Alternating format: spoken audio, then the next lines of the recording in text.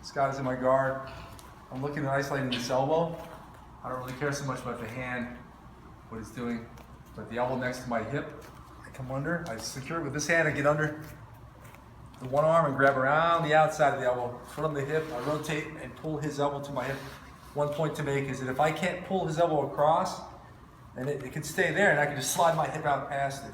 And I still end up with his right elbow on my right hip.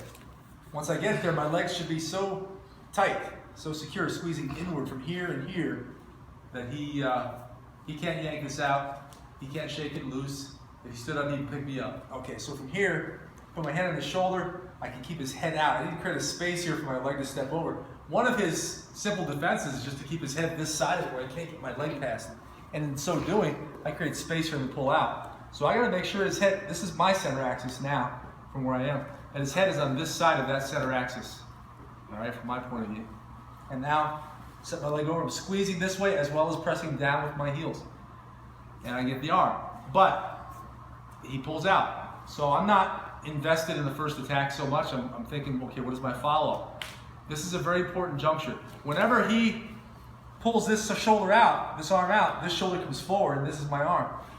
And there was a question now of whether I'm going to stay upright or go inverted, and whether I'm going to bring his arm, keep his arm this way, or bring it around to the omoplata. So we're taking it in the direction of the omoplata. If it's hard to get his arm there, I can extend and bring it here and then grab it. Okay, actually holding it and pushing it down next to my hip. And then I've got to make sure his head is down that way.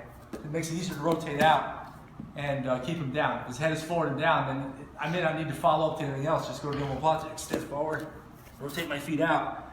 If he stays up like this, I'll slide away from him so that his hip collapses into me, and that lowers his level, and then I can finish. But we're assuming that this guy, first off, he knows that when I'm even going for this, if he looks for this foot as I plant it and grabs it, that's going to give me fits. That's going to give me trouble.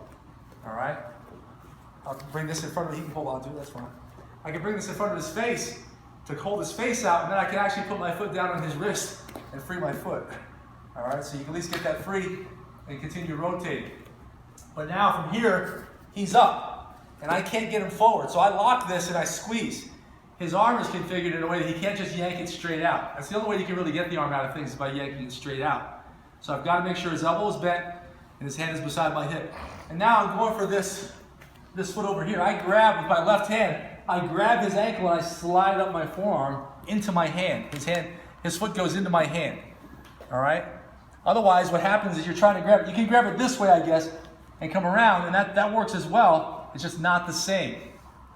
All right? It's a different direction you're taking it. May not feel as secure. I like this grip the best. Okay? Because even if his ankle bends or turns in, I still got it. I get right near the end of his foot, just where his toes are starting on his foot. And I keep it close. I'll even slide down his body so I can keep this close to my body. You're right there. I'm bringing his toes to his butt without letting his ankle go there, his heel. Keep his heel back, and I'm here. It's very tight, and what you do is this. You're picking a point and you're rotating about that point. You can't flex here and just send this that way. It's not enough to do this. You gotta flex about this point where his ankle is. So you're aware of the point about which you're bending everything. All right, that's real important in these cranking kind of finishes. All right, so that gives you your figure four toe hold off of a cross arm lock, where you are, and going back again real quick though, just to point out this other juncture too, this other kind of, there's different forks in the road. When you get this shoulder coming forward because he's reacting to this arm lock, again, you're here where he's going to try to come in on you. I'll push as best I can to delay it so I can put my foot on his hip. But if I can let his head back in, yeah, there's a triangle and maybe another arm lock. But from here, to delay him driving in and stacking me, I can bring my knee close to my chest and my shin goes across under his chin. Now this is another key point. If his elbow's out like this, no arm lock.